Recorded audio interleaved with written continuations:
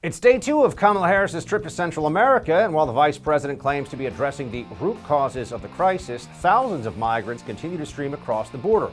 We'll take a look at the latest platitudes and empty rhetoric from Biden's border czar, who can't seem to find her way to the border, in tonight's Hold the Line.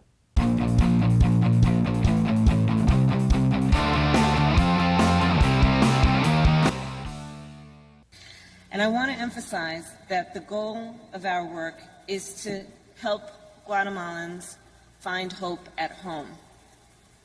At the same time, I want to be clear to folks in this region who are thinking about making that dangerous trek to the United States-Mexico border.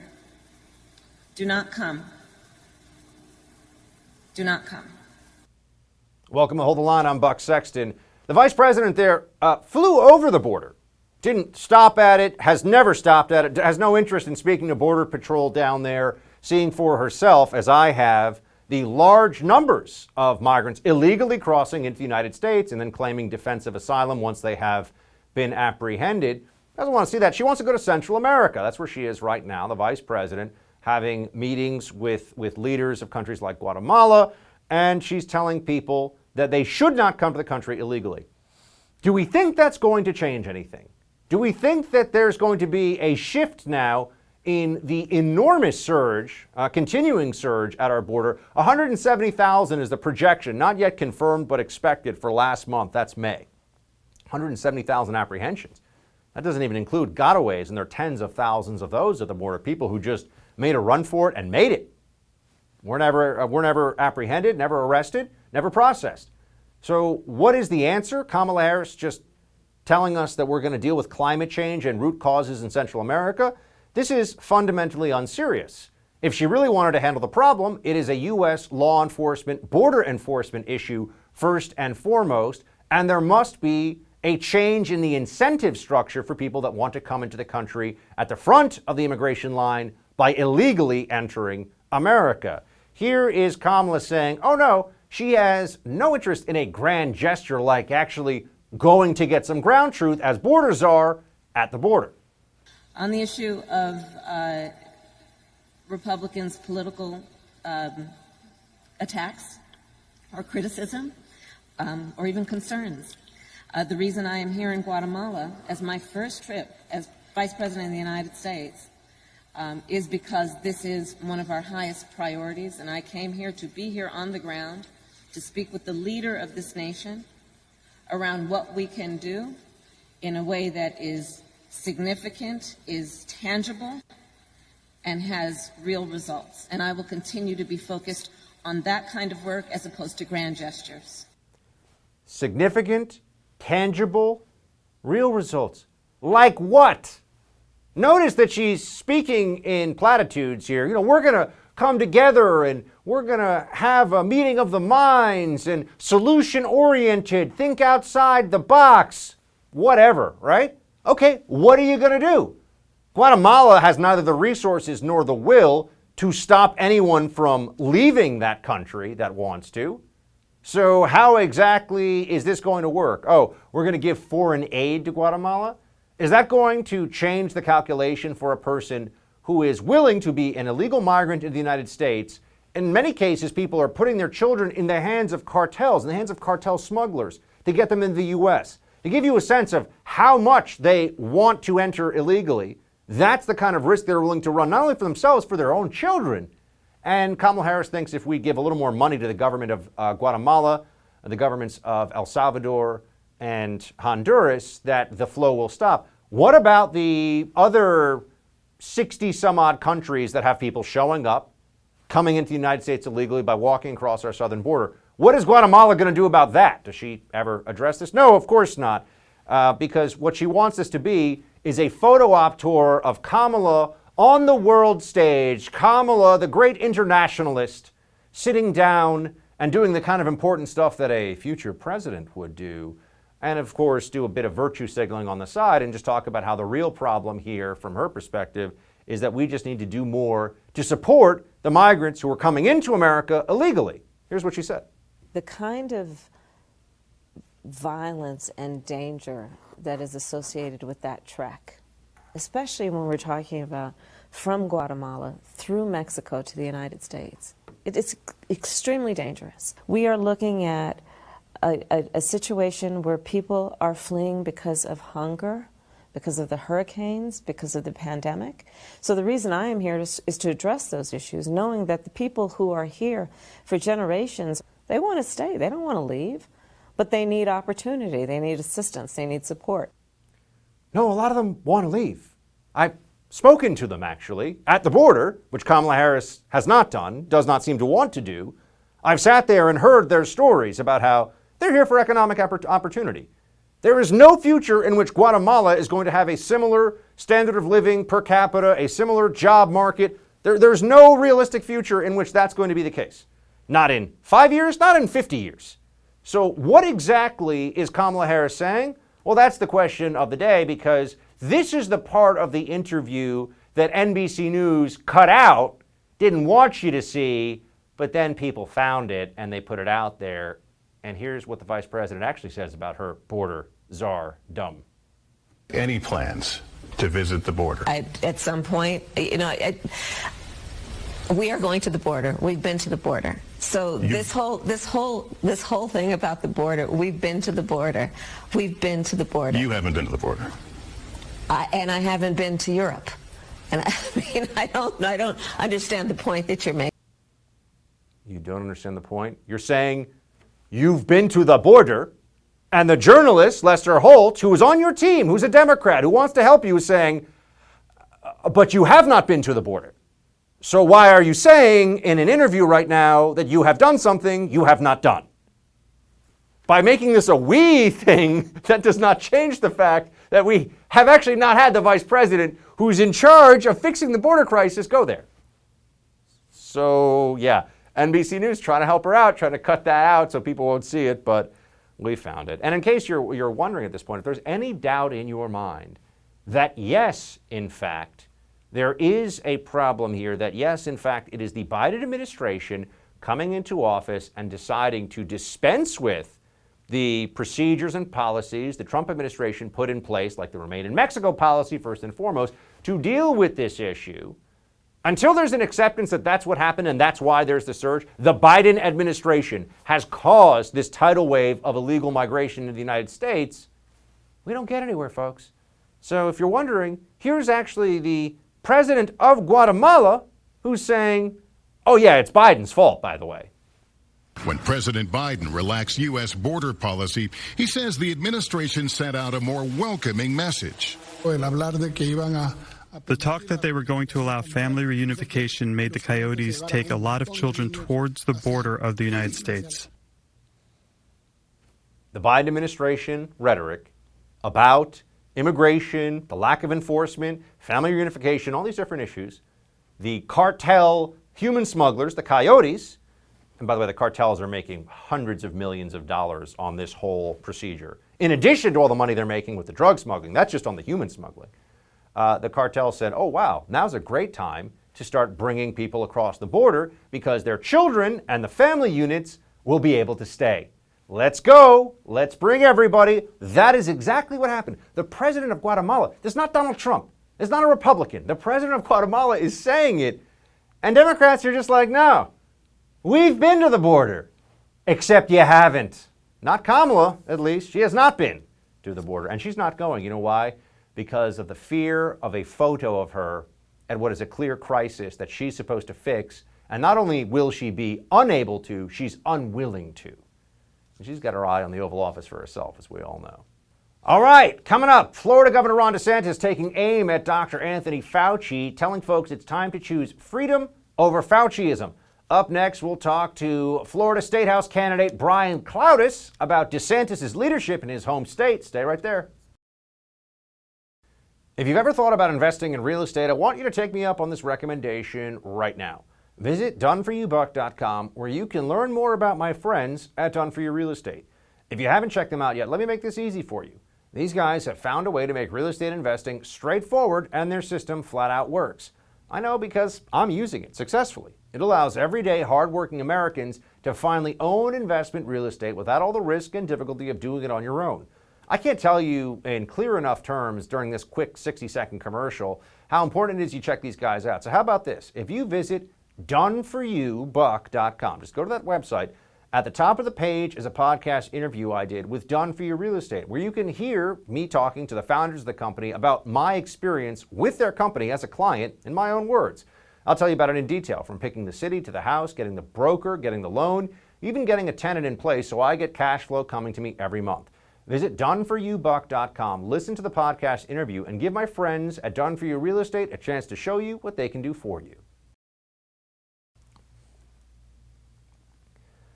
Said it before, I'll say it again, because I think it's true. Ron DeSantis is the best governor in the country. Period. Here's just the latest reason why. Take a look. The largest concert since the pandemic began.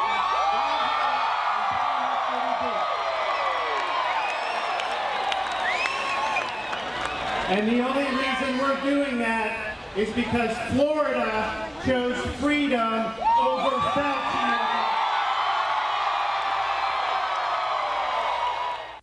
Freedom over Fauciism. Spoken like a true patriot. A man who actually cares what the data and the science say. Joining me now is somebody who's running in the great state of Florida's House of Representatives District 6, GOP candidate in that great state, Brian Cloudis, also buddy of mine from way back when. Brian, good to see you. Good to see you, Buck. Back from the Amherst days, right? That's right. Tell me, man, how is it to be in a state that your own governor described as America's version of West Germany now, back when the wall used to go up, right? As a beacon of freedom to the rest of America. What's going on down there? Well, it is pure joy. I mean, there is no other state I would rather live in. I mean, as we see the country sort of crumble around us, I go to bed every night so thankful that I live in the state of Florida underneath the incredible leadership of our governor. I mean, this has been over a year. It's like, I mean, the way that he dealt with COVID, the way that he has dealt with pretty much everything over this past year. I mean, he is the model of how states should be run in this country. And I always say you can tell when a governor is doing things right, because that is when the left rips them to shreds on the most ridiculous things possible. So Ron is doing something right because he is driving liberals absolutely insane. So to put it shortly, it is absolutely joy personified to live in this state.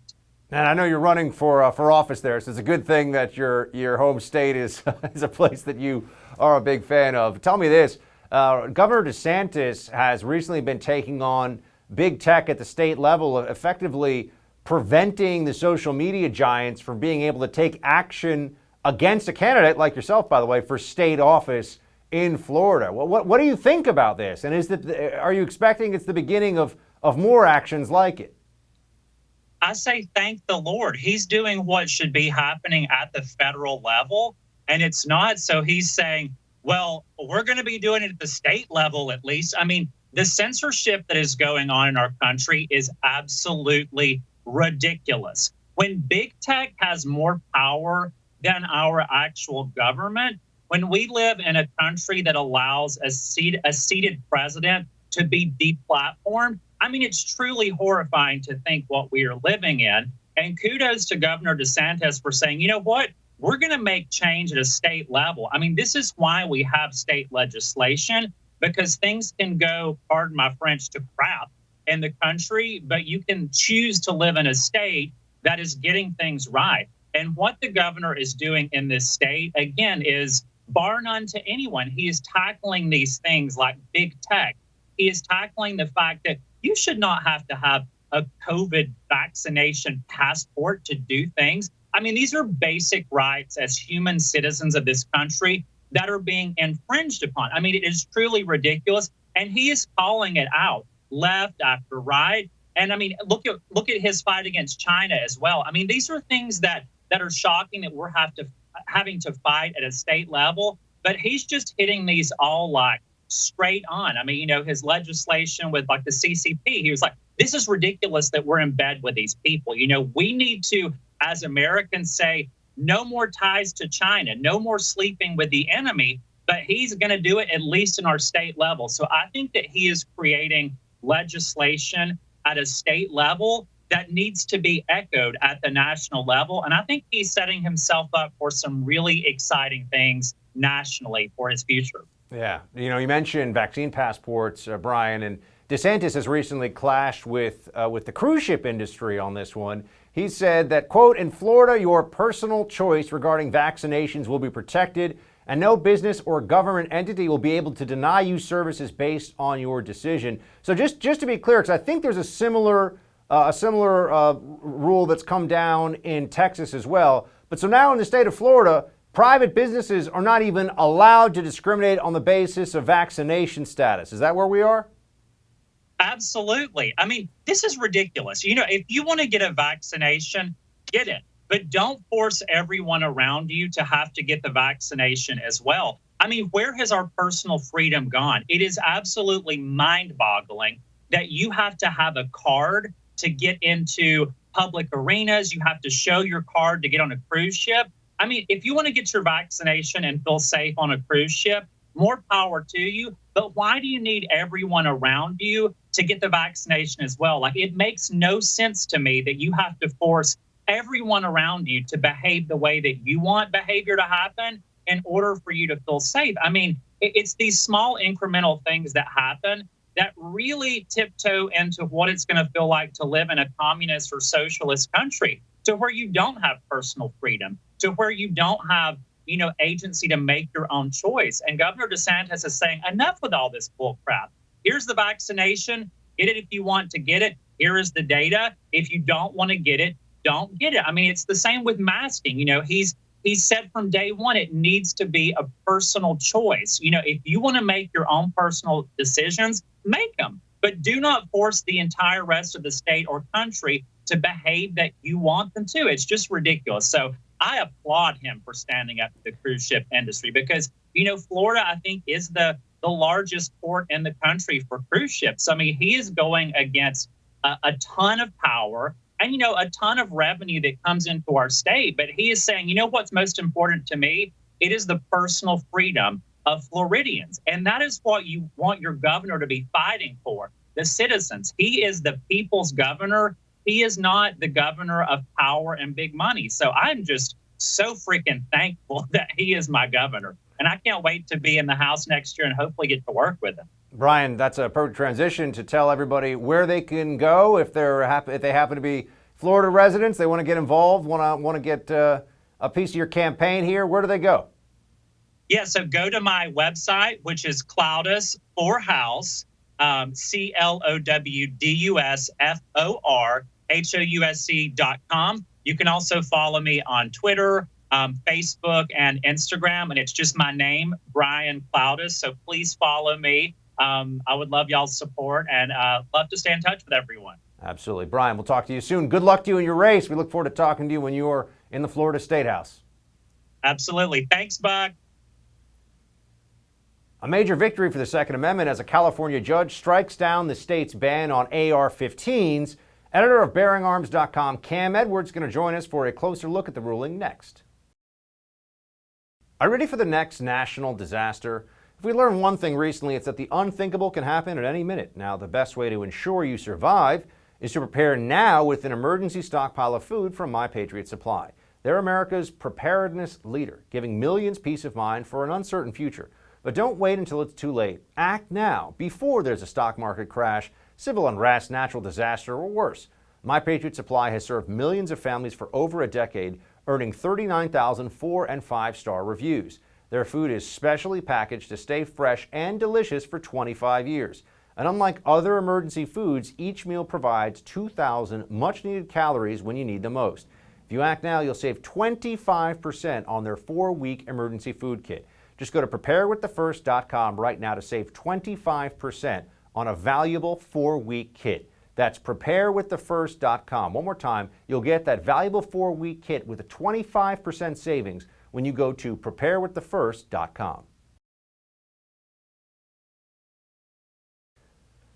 A big win for advocates of the Second Amendment. A federal judge in California overturned a 3-decade-old ban on assault weapons last Friday, ruling the law violated the constitutional right to keep and bear arms. In the ruling, U.S. District Court Judge Roger Benitez wrote, "The Second Amendment is about America's freedom, the freedom to protect oneself, family, home, and homeland. California's assault weapon ban disrespects that freedom." So what does this latest victory actually mean for gun owners in California and perhaps across the country? Joining me now, the editor of BearingArms.com, Cam Edwards. Cam, good to see you. Hey, Buck. Thanks so much for the invite. I can't remember the last time I read a federal judge writing about the Second Amendment, and I was thinking to myself, this is somebody who actually believes in the Second Amendment. It's been a while. Tell folks the background of this case and why it's so important in California, the assault weapons ban. Yeah, absolutely. And you're right about Judge Roger Benitez. He does get it. So back in the late 1980s, California decided that it was going to ban guns that it deemed to be, quote unquote, assault weapons. And there is no standard definition of assault weapon in California. They've actually changed the definition at least 4 times over the last 30 years or so. This basically is, any gun that the state of California wants to ban. So a group of Second Amendment organizations and individual gun owners brought suit, claiming that this ban was unconstitutional. And last Friday, Judge Roger Benitez agreed in this 94-page opinion, which I got to tell you, Buck, the left and gun control advocates, they're focusing on the first sentence where Judge Benitez compares the AR-15 to a Swiss Army knife, pointing out that they're both, very utilitarian in nature. AR-15s are owned for self-defense, for hunting, for recreation, competitive shooting. But this is a 94-page opinion, and the judge just absolutely dismantles every single argument that the state of California put forward about why the most popular rifle in America today should be banned. And what has that ban led to? I mean, in California, are there people who have grandfathered in assault rifles? Can you just not buy them? I mean, what has been the result of this 30-year ban in California? Yeah, so those who possessed these guns legally before 1989, they were grandfathered in. And then every time the state would change the definition, right, those existing owners were grandfathered in, but you couldn't buy, rifles with certain features. So even today, there are what are called featureless rifles that are legal to purchase in California. And one of the things that Judge Benitez noted in his opinion was that California supposedly put this ban in place to cut down on mass shootings. Well, the same number of mass shootings are taking place in California 30 years after this ban. And basically the same percentage of these mass shootings involve the use of rifles as opposed to handguns. So the ban actually hasn't made anybody safer, hasn't reduced violent crime, but it has made it more difficult for Californians to fully exercise their right to keep and bear arms. In fact, not only has it made it more difficult, it's made it impossible for them to do so.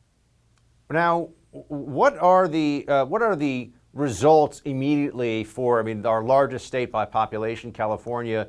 My understanding, Cam, is that this decision is still being stayed for 30 days while they kind of figure out whether they actually are going to abide by the decision or some procedural. What actually happens? From what I understand, unfortunately, my friends who live in LA and San Diego, etc., can't run out and get their first AR legally yet. Is that where we are?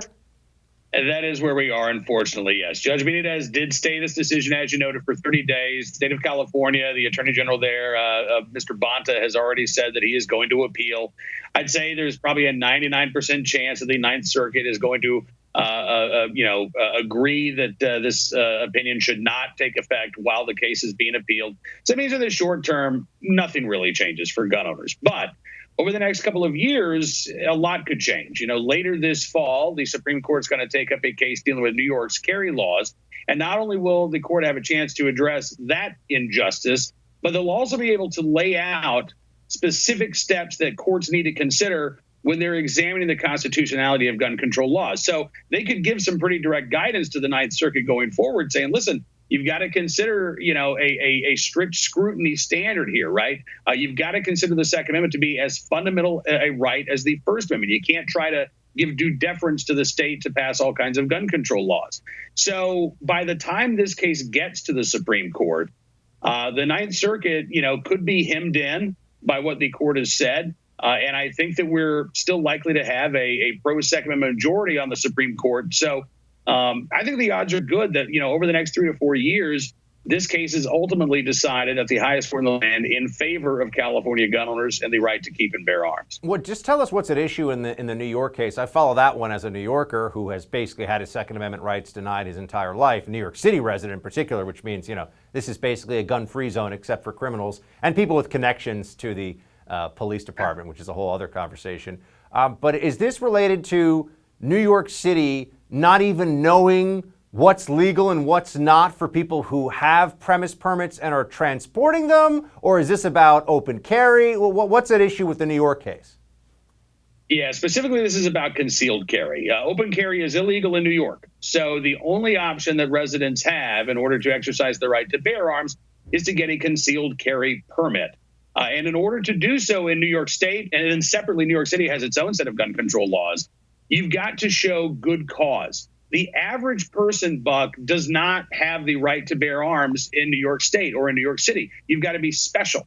You have to outline some sort of special circumstance. Somebody's stalking me, or maybe I work with a lot of money. I have to take it to the bank late at night. But I live in a bad neighborhood and I want to be able to protect my kids. Or I have the right to keep and bear arms. That's not considered good cause. And so that's what the Supreme Court is going to be taking up, whether or not these laws violate the Second Amendment rights of New Yorkers. And also, I wanted to check in with you on Governor Abbott and the constitutional carry law in Texas. We reported on it a while back. I think we might have talked about it with you. Did he sign it? Because he was delaying signing it for a little bit there.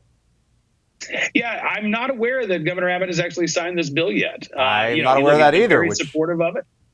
He has been supportive of it. I kind of wonder if there's not some behind the scenes machinations. They're trying to get all the folks in the same room that Governor Abbott wants to be there for this signing ceremony, because I don't think this is going to be something that Governor Abbott signs in the dark of night away from the press. This is a big step forward for gun owners in the state of Texas and around the country, and I'd like to think that Governor Abbott is putting together a big celebration and maybe a big to-do for that signing ceremony. I've heard, Cam, and tell me if you think this washes. I've heard that some of the police unions in Texas are actually giving him a hard time over it.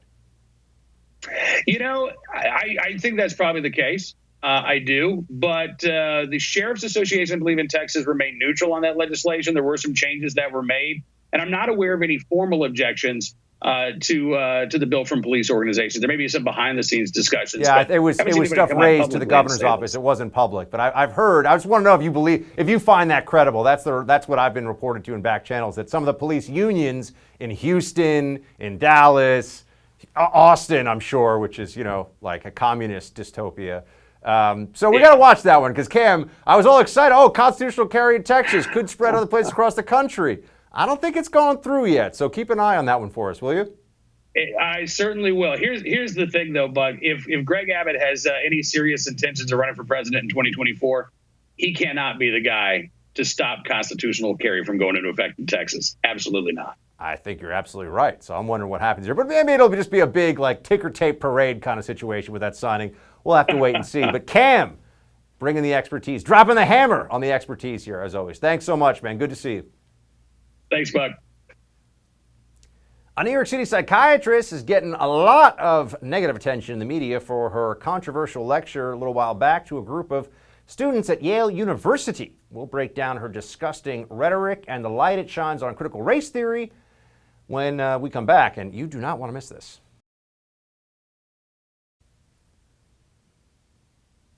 A New York City psychiatrist is taking a lot of heat over the shocking comments she made during a lecture at Yale University School of Medicine. Dr. Aruna Kilanani told the audience of students that she had fantasies of shooting white people in the speech she called the psychopathic problem of the white mind. Listen to some of it here. I had fantasies of unloading a revolver into the head of any white person that got in my way, burying their body, and wiping my bloody hands as I walked away relatively guiltless.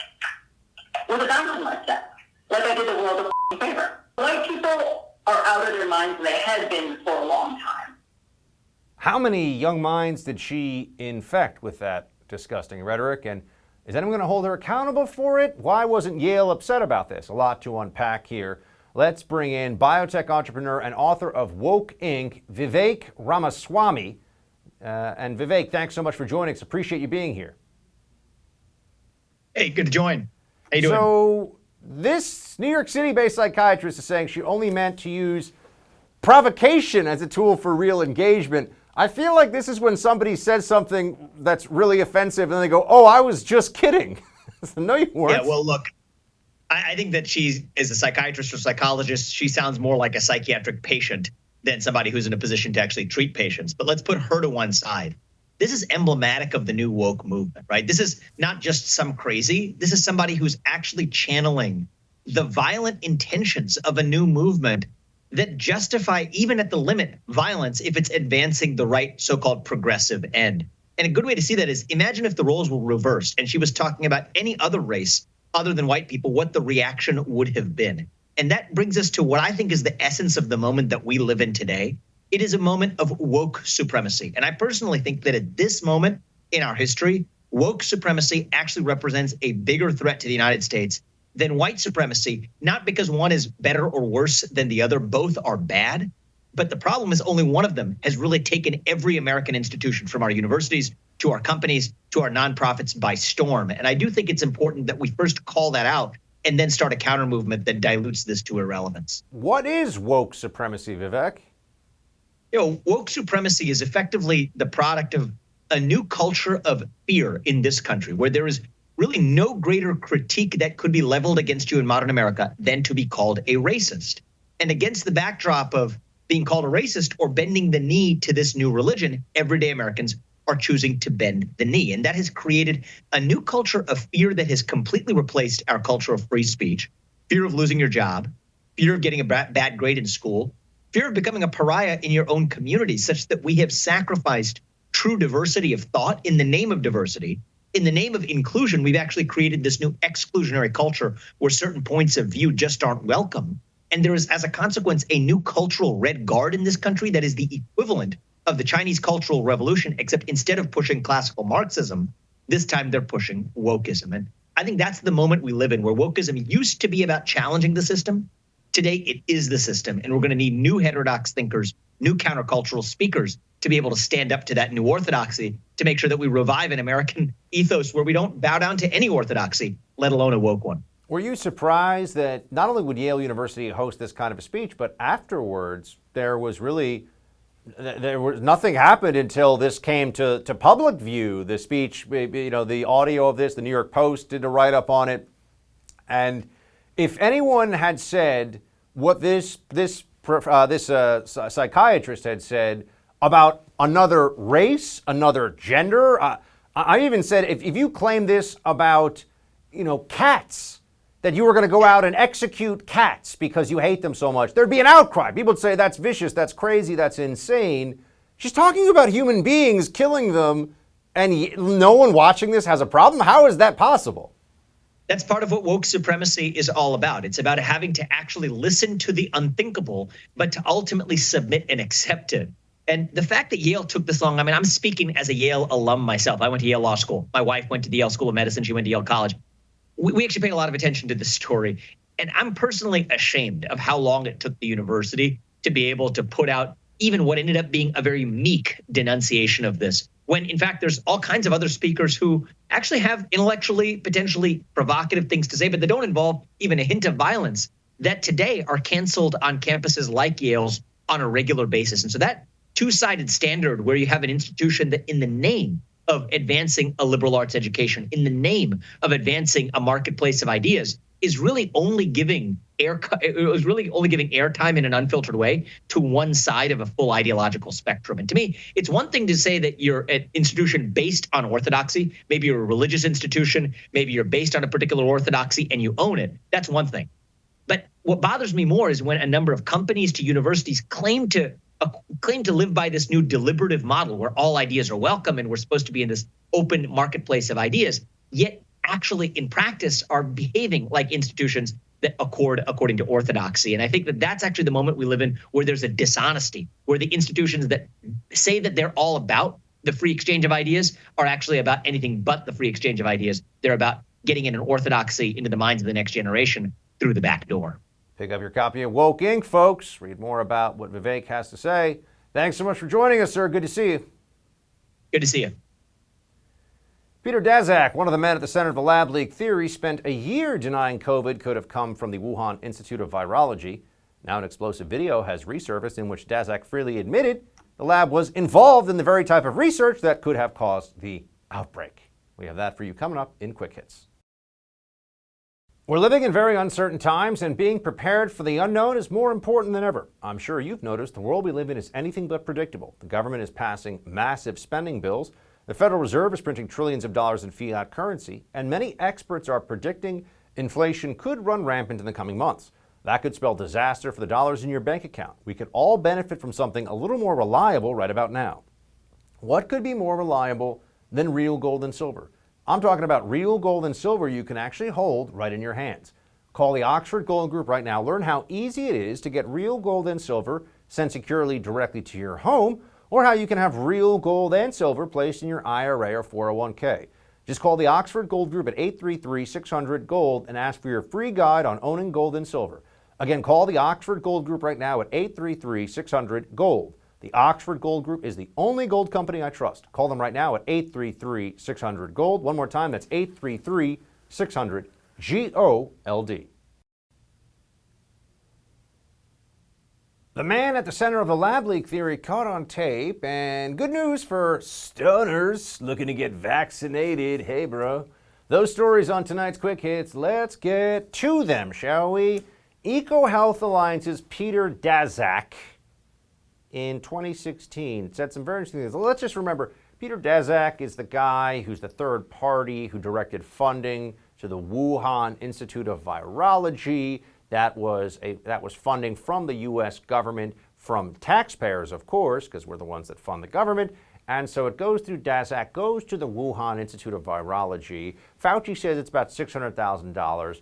Was there gain-of-function research going on there? They don't really know. But it's crazy, we're told, to think that the Chinese lab would do any gain-of-function research that could make the viruses more dangerous. Why would they ever do that? Except here is Peter Daszak back in 2016 saying some stuff you got to hear. When you get a sequence of a virus and it looks like a relative of a known nasty pathogen, just like we did with SARS, we found other coronaviruses in bats, a whole host of them. Some of them looked very similar to SARS. So we sequenced the spike protein, the protein that attaches to cells. Then I didn't do this work, but my colleagues in China did the work. You create pseudoparticles, you insert the spike proteins from those viruses, see if they bind to human cells.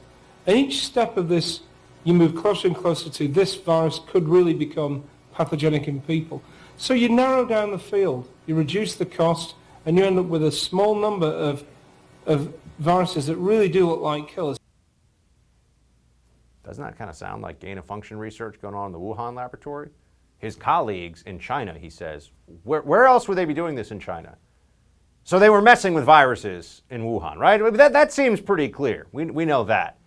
So a supercharged virus that's incredibly fast spreading breaks out in a very large country, China, right next to the one lab in China that is doing research on bat coronaviruses, specifically gain-of-function research, and they haven't been able to find an intermediary species, and there's intelligence reporting that people in the lab got very sick, hospitalized with the respiratory virus, the Wuhan lab, in 2019, December. Anyone want to place bets on whether this really just came from a wet market? Yeah. By the way, there are wet markets all over China. It's not like the only wet market in China is in Wuhan. So also add that into your assessment of the situation. Now, getting people vaccinated is a big program, a big thing that everybody's up to these days, because the vaccination levels have kind of leveled off a little bit. There's not as many people rushing out to get it. There's not as many new vaccinated folks. And so I thought this was interesting. Washington State is offering marijuana cigarettes, joints.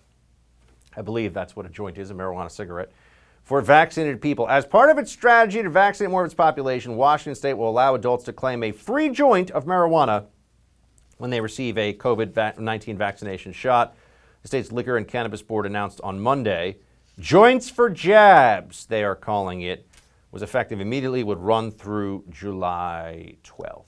Joints for jabs. Yes, indeed, this is the kind of stuff that in our increasingly legalized marijuana universe, you're going to be seeing more of. The government getting people stoned so they'll get vaxxed, or getting them vaxxed and then they'll get stoned. But if you're stoned, do you even know that? Do you remember? Probably not. The New York Times is increasingly, obviously, not just left-wing, but activist left-wing, and viciously uses cancel culture. The editorial board there and the news writers, they really think that cancel culture is a good thing, and they're constantly pushing this out there. And it makes people ask questions like, what is acceptable in terms of beliefs at the New York Times? Clearly being conservative is not acceptable. I mean, that's going to get you in trouble with your colleagues there. But is patriotism acceptable? Would the New York Times staff or any member of it feel unnerved just at the sight of American flags on display? No, that wouldn't happen, right?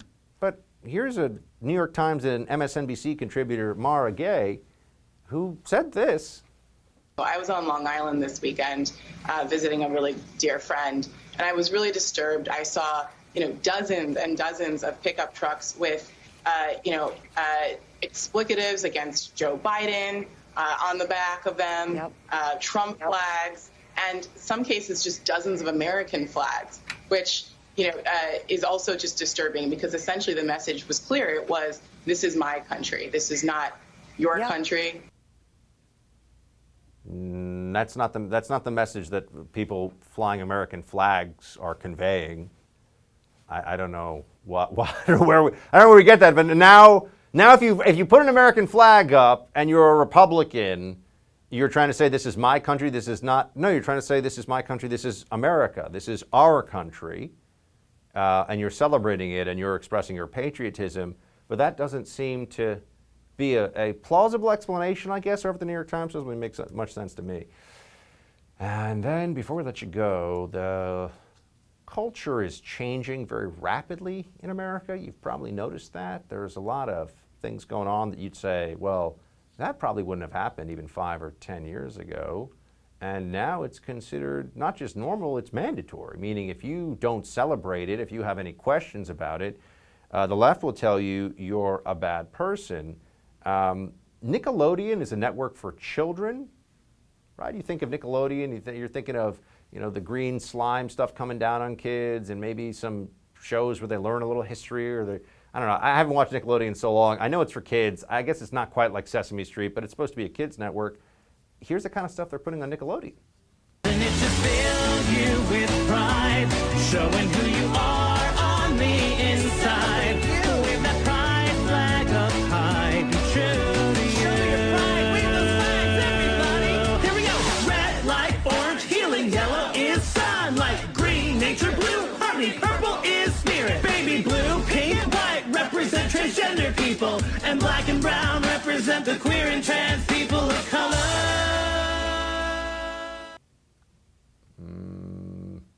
Seems a little political for children. That's just the start of it. Oh boy. But we conservatives need to engage on these issues or else we just leave the field open to the left. That's what ends up happening. That's it for tonight's Hold the Line. The No Spin News with Bill O'Reilly's up next. Shields high.